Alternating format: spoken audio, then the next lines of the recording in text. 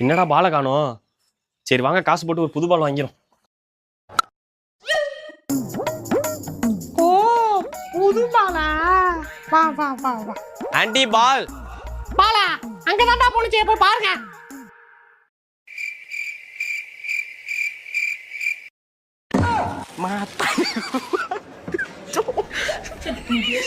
தம்பி ஏன் விளையாடாம உட்காந்துருக்கீங்க?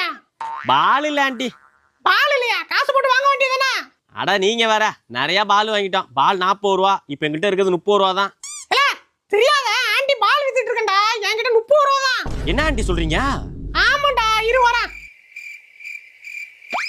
தம்பி எப்ப பால் வாங்கினாலும் ஆண்டி கிட்ட வாங்க. எப்போதுமே ஆண்டி கிட்ட பால் 30 ரூபா தான். சரி ஆண்டி. சரிப்பா.